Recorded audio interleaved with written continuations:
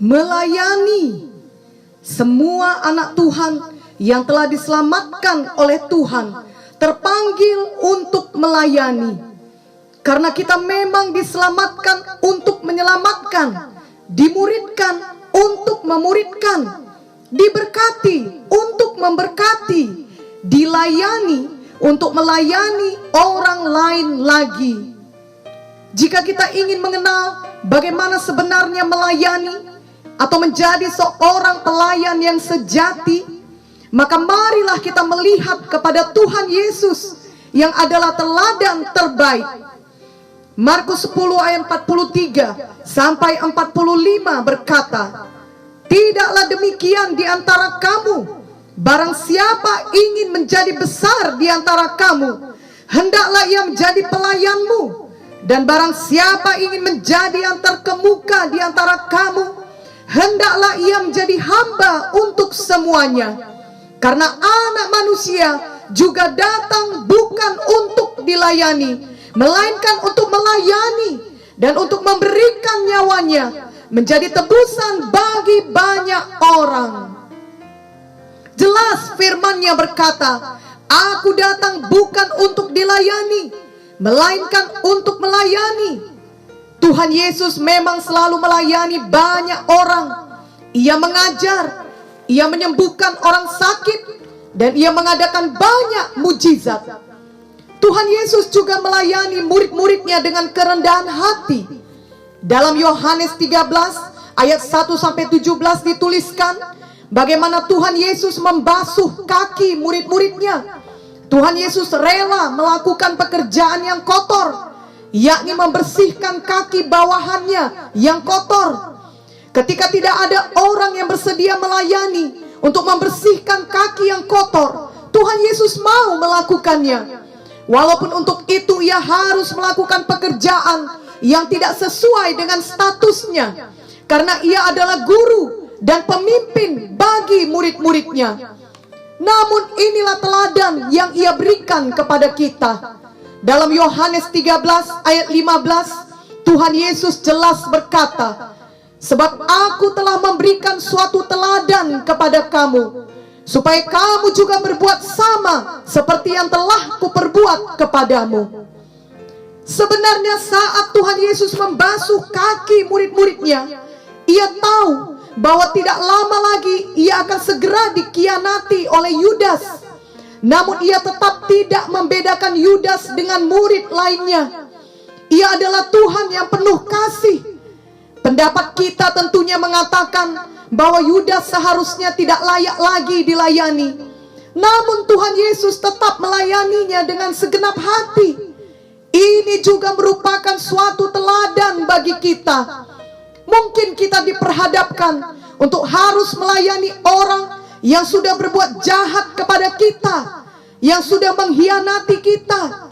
Namun bila kesempatan terbuka, marilah kita tetap melayaninya dengan kasih Kristus. Amsal 25 ayat 21 sampai 22 berkata, "Jikalau seterumu lapar, berilah dia makan roti, dan jikalau ia dahaga, berilah dia minum air, karena engkau akan menimbun bara api di atas kepalanya, dan Tuhan akan membalas itu kepadamu." Dan sejalan dengan itu, Roma 12 ayat 20 juga berkata, "Tetapi jika seterumu lapar, berilah dia makan. Jika ia haus, berilah dia minum. Dengan berbuat demikian, kamu menumpukkan bara api di atas kepalanya." Hal ini tidaklah mudah, karena kita harus benar-benar menyangkal diri dan mati terhadap diri sendiri. Tetapi Tuhan Yesus pasti menolong kita, dan Ia mengerti perasaan kita, karena Ia sendiri juga telah mengalaminya.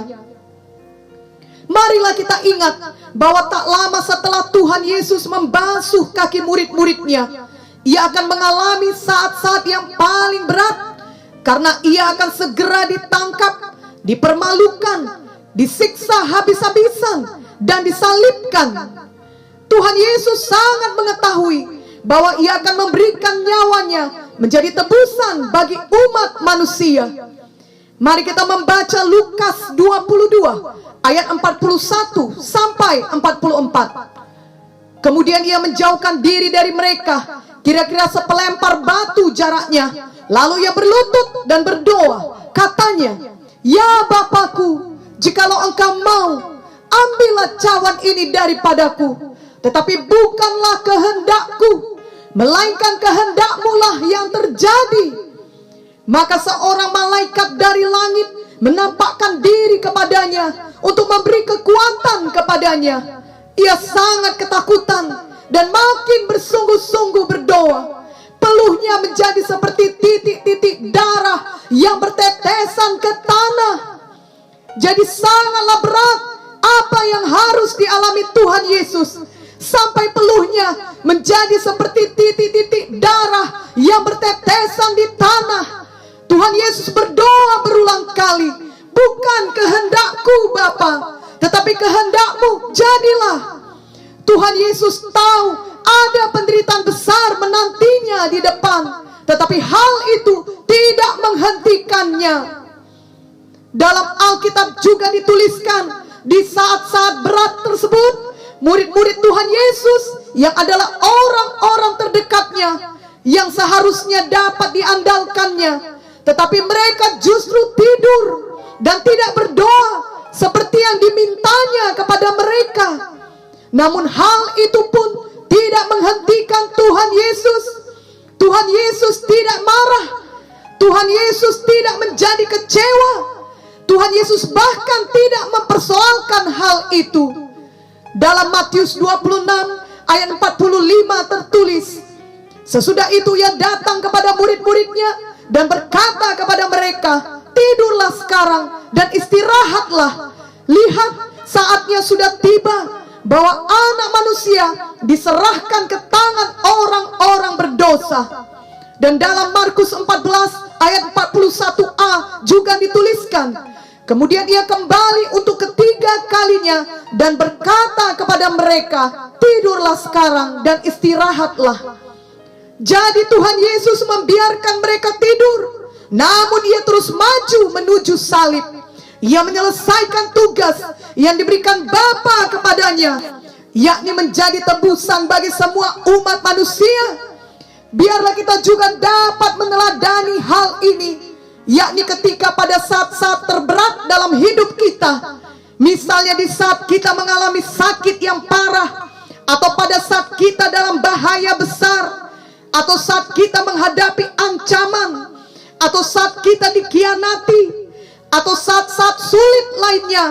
Lalu orang-orang terdekat kita yang kita harapkan akan berdoa bersama kita atau akan menolong kita, justru tidur, justru tidak mengerti beban yang kita alami, dan tidak peduli akan keadaan kita. Maka tetapkanlah hati kita untuk tetap maju bersama dengan Tuhan Yesus. Kita tetap maju melayani, kita tetap maju menyelesaikan tugas yang diberikan Tuhan kepada kita. Karena walaupun orang-orang tersebut tidur, Tuhan Yesus tidak pernah tertidur. Marilah kita membaca Mazmur 121 ayat 1 sampai 8. "Aku melayangkan mataku ke gunung-gunung. Dari manakah akan datang pertolonganku? Pertolonganku ialah dari Tuhan yang menjadikan langit dan bumi. Ia takkan membiarkan kakimu goyah, penjagamu tidak akan terlelap. Sesungguhnya tidak terlelap dan tidak tertidur penjaga Israel. Tuhanlah penjagamu, Tuhanlah naunganmu di sebelah tangan kananmu. Matahari tidak menyakiti engkau pada waktu siang, atau bulan pada waktu malam. Tuhan akan menjaga engkau terhadap segala kecelakaan. Ia akan menjaga nyawamu. Tuhan akan menjaga keluar masukmu dari sekarang sampai selama-lamanya. Tuhanlah yang menjaga kita dan memelihara kita. Janganlah kita pernah berhenti melayaninya.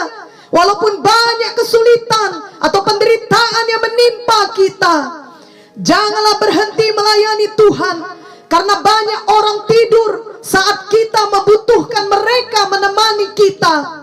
Biarlah kita belajar bahwa penyertaan Tuhan lebih dari cukup bagi kita.